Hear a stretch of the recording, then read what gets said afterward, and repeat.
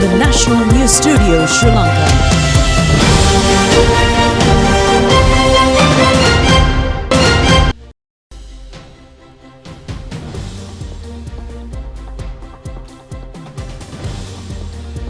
Good evening. This is the National News Telecast. I'm Moin Hettiaranchi. And I'm Dilanjali Ananda. This is the hotel for tonight.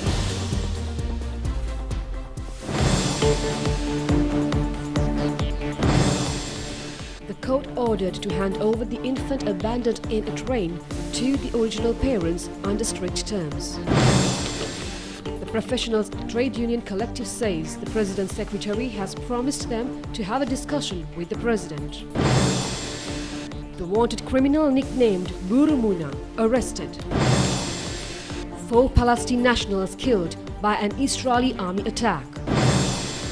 A proposal to ban Sri Lanka from international football passed with a majority.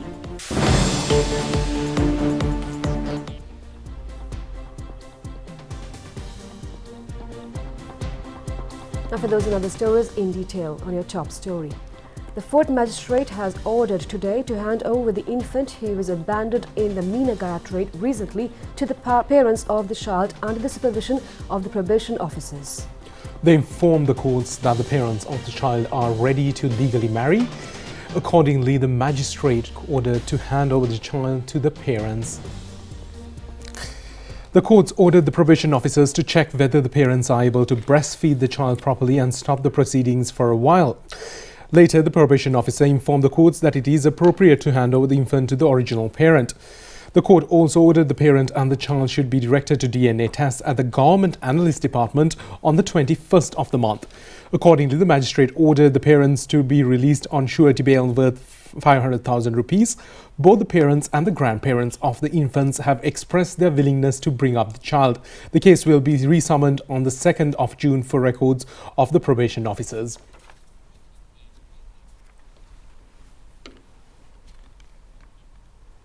Professionals Trade Union Collective says that the President's secretary today pledged them to give an opportunity to have a discussion with the President next week. They said that the promise was made at a discussion held between the representatives of trade unions and President Secretary Saman Ekanayaka.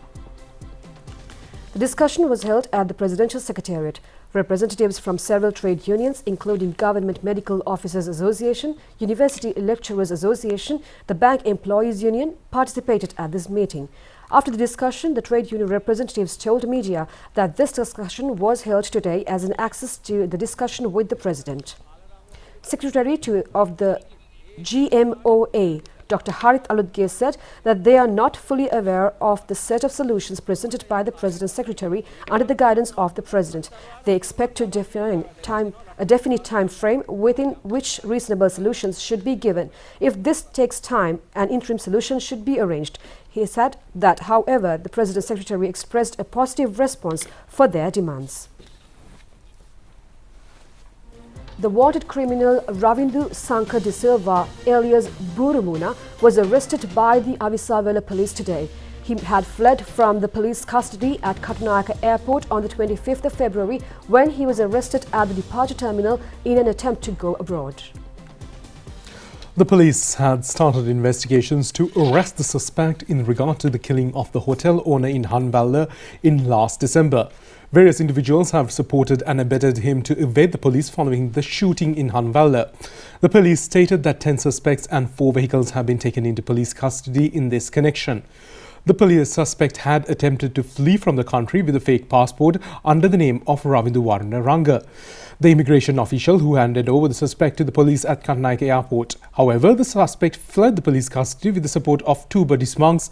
This suspect, Burumuna, is a member of a notorious gang run under the criminal Radgama Vidura. He is also said to be a gunman of the gang. He is arrested while he was travelling in a car in Manigama in Avisavela. He had attempted to flee the police, but who had taken into custody with much effort. The suspect had been brought to Western Crime Division for further investigations. On Satarava Deepani, a ceremony to express gratitude to veteran artists was held at the BMICH last evening under the patronage of President Ranil Wickremesinghe. The ceremony has been organized in line with the birthday of Minister Dr. Bandula Gunawardena.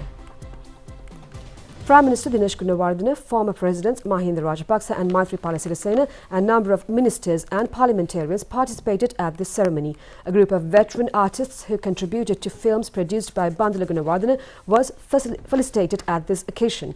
Professor Arya Ratna Atugala, Dharmasri Bandaranayaka, Parakrama Nirialla, Cyril Vikramage, Sarat Kotalavala and Kumar Thirimadura are among the felicitated artists. A volume titled Subandhu Cinema Vata, compiled by Professor Pranit Abesundara and several other veteran journalists on the cinematic life of Bandula Gunawardena, was also launched at the ceremony. 251 A-level students were provided with scholarships under a concept of Bandula Gunawardena at this occasion.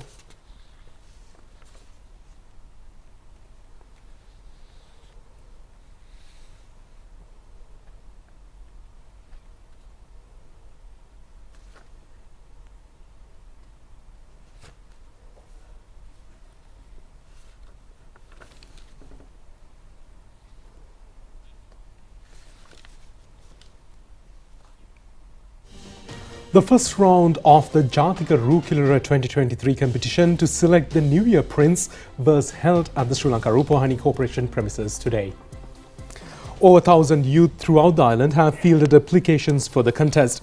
Out of them, 400 applications were selected to the preliminary round of the competition today. From this group, only 12 contestants have been selected for the final round. The judge panel included World Beauty Queen 2005, Roseanne Diaz, veteran dancing lecturer Chandana Vikramasinghe, married beauty queen 2015 Udari Pereira, the veteran beautician and Soba Salon brand ambassador Nadisha De Silva. Main sponsor of 2023 Rule Killer competition, Soba Salon Products Industry and Maubima and Salon Today newspapers are the media sponsors.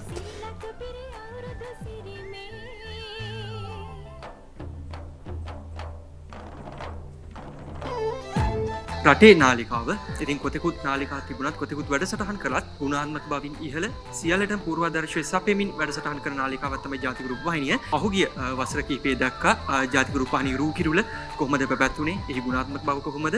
ඒ වගේම තමයි ඉන් තේරුණු අවසන් තරංකාරියන් මොන වගේ තැන්වලද ඉන්නේ කියලා. පොඩි කාලේ නම් ආසා තිබ්බ රංගන ශ්‍රේෂ්ඨයට එන්න. ඉතින් මම හිතනවා මේ පළවෙනි වතාවට තියෙන මේ ඔරුදු කුමරා වැඩසටහන සභාගී වෙලා හොඳ තරගයක් දෙන්න. ඒ අනාගතේ ජාතික රූපවාහිනිය හොඳ රංගන ශිල්පියෙක් කළා. ජාතික රූපවාහිනිය මේ වැඩ කළා. රාජ්‍ය මාධ්‍ය ආයතනයක් විදිහට ඉස්සරහට ගිහිල්ලා රාජ්‍ය සම්මාන වලදී සම්මාන ලබාගෙන රටට හොඳ කීර්තියක් ගෙන දෙන්න තමයි මම ජාතික රූපවාහිනිය අතරම තෝරගත්තේ.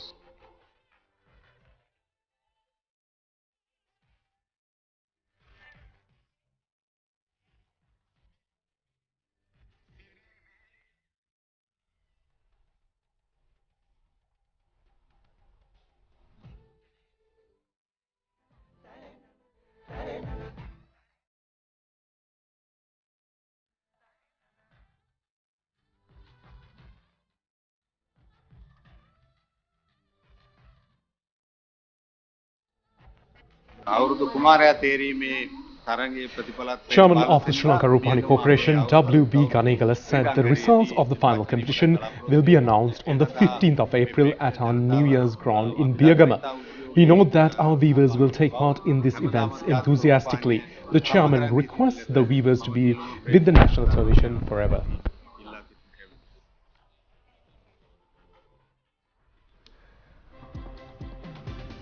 Sri Lanka Rupavahini Corporation has given the opportunity for the youth in the country to become news presenters. An interview in this connection will be held at the SLRC premises tomorrow.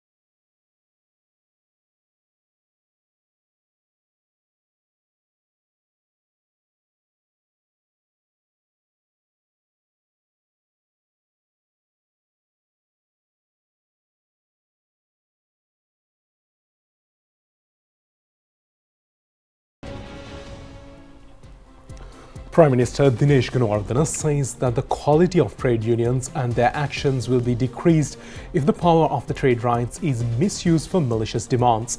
The Premier made these comments participating in a ceremony held in Mathura today. Mathura District Progress Review meeting of the National Integrated Participatory Development Programme Alutgamak Alutratak was held at the District Secretariat Office in Mathura today. Speaker Mahinda Abebewardena, State Ministers Asoka Priyantha and Anupa Pasquale and the Southern Province Governor Willie Gamage and several others were present at this occasion. Prime Minister Dinesh Gunawardena said that trade unions are established to secure professional rights. However, some trade unions seem to start trade union actions to meet other demands. We have also conducted protest marches to win political rights. However, we must shed personal interest to work collectively to build up the country. If policy of the government, private sector and independent agriculture systems go in hand, the country will soon become prosperous.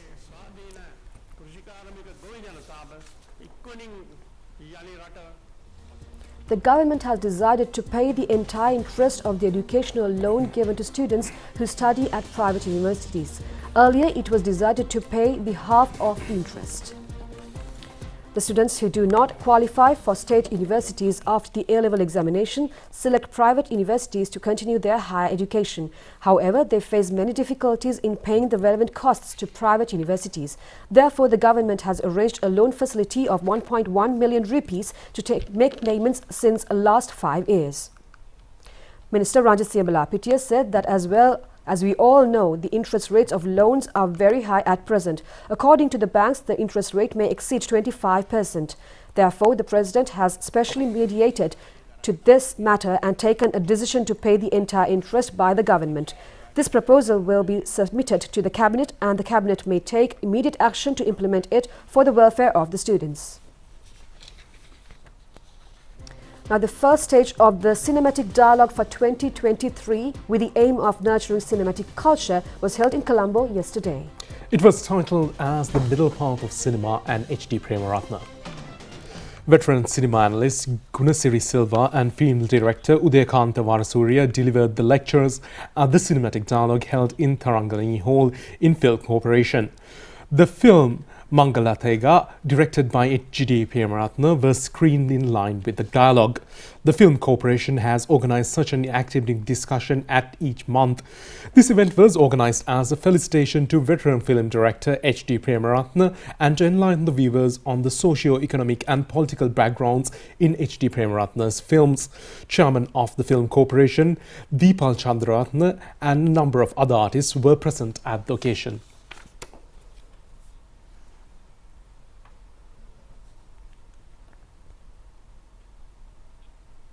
The People's Bank has made a special announcement in response to the fake news reports published regarding the bank accounts of the public institutions held in People's Bank.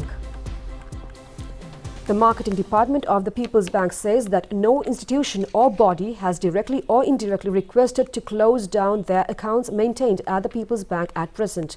The People's Bank is a confidential partner in providing banking services to the public institutions. The People's Bank thanks the customers for the continuous trust placed in the bank and stressed their commitment to grant services with utmost responsibility. Meanwhile, the Development and Lottery Board today introduced a special lottery titled Kapruka Bakmahavasi for the Sinhala and Tamil New Year. A ticket is sold at 100 rupees. The lottery draw will take place on the 10th of April and the super jackpot will be over 310 million rupees. Meanwhile, the distribution of the relevant checks for the winners of the development lotteries in the past period was held today at the Development Lottery Board auditorium under the patronage of Chairman Ajit Naragala.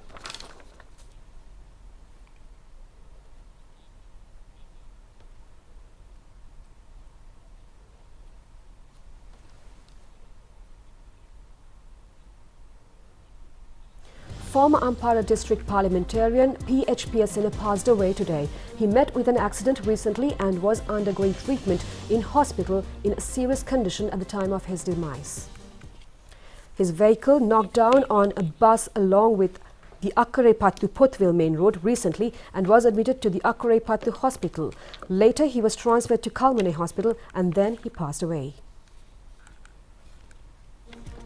That's all on local news. We'll be back with international stories after this break.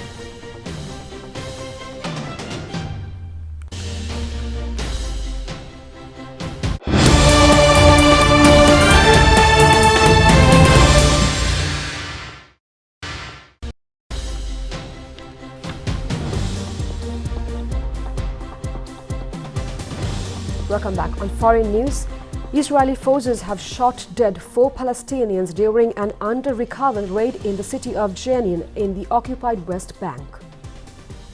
Israel's military said troops killed 2 militants wanted for terrorist activities and a person who tried to attack them with a crowbar. They also exchanged fire with gunmen, it added. Palestinian Health Ministry said that the death included a 16-year-old boy. Another 20 Palestinians were wounded by gunfire, 4 of them seriously. Israeli raids in the West Bank have become increasingly deadly since the start of the year, with both gunmen and civilians killed as a wave of deadly Palestinian attacks targeting Israelis has continued. More than 80 Palestinian militants and civilians have been killed by Israeli forces, and on the Israeli side, 13 people have been killed in Palestinian attacks, all civilians except for a paramilitary police officer. Thursday's operation in Jenin saw special forces from the Israel Defenses, security services and border security enter the city centre in the middle of the day. Now, Indian police have arrested a man for posing as a senior official from Prime Minister Narendra Modi's office. Indian police have arrested a man for posing as a senior official from Prime Minister Narendra Modi's office. Kiran Patel was on a visit to the Kashmir Valley on 2nd March when he was detained by security officials, the Press Trust of India reported. He was arrested the next day. Police has charged him with cheating, impersonation and forgery. A police complaint filed against him says Patel was trying to secure monetary and material benefits. Patel's arrest came to light on Thursday when he was produced to court. He has a verified Twitter account and counts as official of the ruling Bharatiya Janata Party among his followers. Photos shared by Patel on his Twitter and Instagram pages show him on official visits to Kashmir surrounded by parliamentary guards. According to Press Trust of India, on one visit, Patel claimed he had been asked by the government to identify buyers for apple orchards in South Kashmir. The death toll from the tropical cyclone Freddy has passed 300 as body count continues to rise, with authorities in Mozambique and Malawi taking several days to assess the extent of damage and loss of life. The storm tore through the South Africa on the weekend for the second time after first making landfall in late February. It is one of the long-lasting tropical cyclones ever recorded and one of the deadliest in Africa in recent years. At least 53 people have died in Mozambique's Zambeza province, authorities said late on Wednesday, more than doubling their previous count. Malawi has reported 225 dead so far, with hundreds more injured and some still missing. The storm has killed about 27 people in Madagascar and Mozambique before lashing Mozambique for a second time. Continued rain and power outages have hampered search and rescue efforts this week as storm causes severe flooding, sweeping away roads and farms with bodies and houses buried in mud. Malawian President Lazarus Chakwera has called for a 14-day of mourning for the victims, and the government has pledged $1.5 million in assistance even as more than 20,000 households have been displaced by mudslides and landslides. Now, an Australian man has broken the world record for the longest surfing session and was continuing to ride waves until Friday evening local time. Blake Johnston's record break came after 30 hours and 11 minutes in the water as Cronulla Beach in South Sydney, describing himself as pretty cooked. Johnston told reporters he would keep going as I still have a job to do. His boarding riding marathon was raised some 240,000 Australian dollars for charity. With spotlights to illuminate a section of Cronulla's surf known as the Alley, Johnston kept going overnight and by Friday lunchtime had ridden over 600 waves. The 40-year-old former pro surfer and distance runner faces the risk of blindness, infected ears and dehydration, as well as sleep deprivation, hypothermia, shark attack and jellyfish stings. He emerged briefly from the sea at lunchtime on Friday for a medical checkup and to receive eye drops.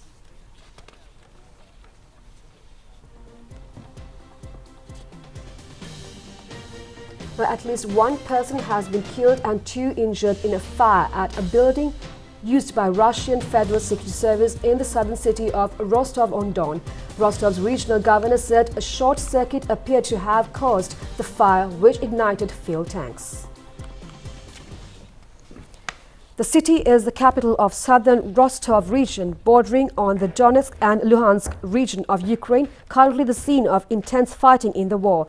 The blaze occurred at a building belonging to the Russia's Federal Security Service's regional border patrol section in a built-up area of the city. The Russia's Federal Security Services in Russia's Internal Security Service and is responsible for counterintelligence, border security and counter-terrorism. Rostov governor said the fire had spread over 800 square meters, causing 2 walls to collapse. The Russian media reported that the authorities managed to put up the blaze. මෙහෙම දිනන්න මෙහෙම වන්න Big Match Fun ට්‍රීමා කොත්තුමි තියනකම්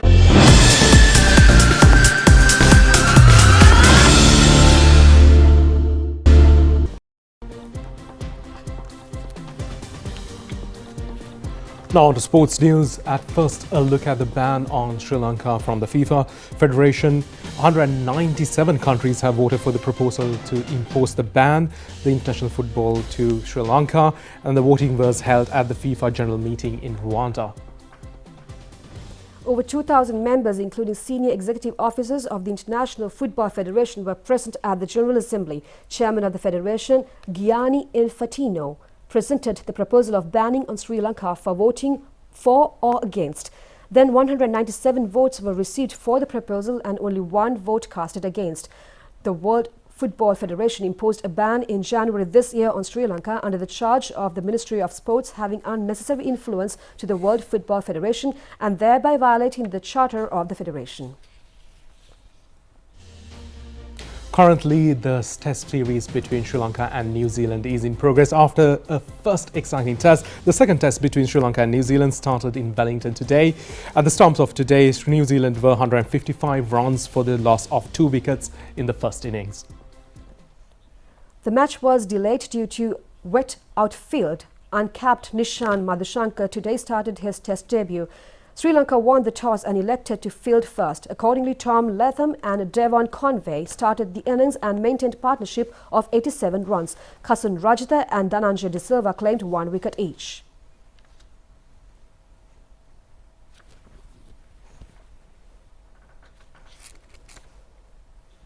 Sri Lanka reserve for the ODI and T20 tournaments in New Zealand was announced today with approval of the Sports Minister. Dasun Shanaka is the skipper and Kusal Mendes has been named as the vice-captain for ODI. S. Vanidhu Hasaranga is vice-captain for T20 matches. The one-day tournament will begin on the 25th of this month, while T20 series is scheduled to start on the 2nd of April. And in local cricketing news, March Madness is in full swing. The 144th Battle of the Blues between Royal College Colombo and St Thomas's College, Mount Lavinia, commenced for the second day today. The match is being played at the SCC ground in Colombo. Batted first, Royal team declared the first innings for 326 runs for the loss of 8 wickets. Thomians could only secure 153 runs in the first innings. At the stumps of the second day today, Royal team were 168 runs for the loss of 4 wickets in the second innings. Former Royalist President Ranil Wickramasinghe was also there to view the match.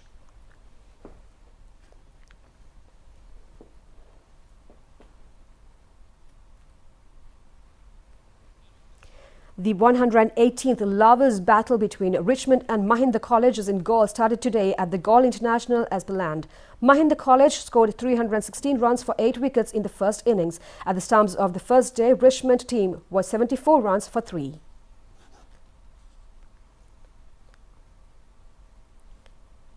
The big match between Wesley College Colombo and St Benedict's College in Kotahena started at Oval Grounds today. The match has been organised for the 3rd occasion for the Cartman Trophy. Batting first, St Benedict's team scored 298 runs for 7 wickets in the first innings. At the stumps of the day, Wesley College were 112 runs for 3 wickets. මෙහෙම දිනන්න මෙහෙම වන්න Big Match Fun ට්‍රීමා කොත්තුමි තියනකම් That's it for tonight's English News telecast. Thank you for joining us. Good night.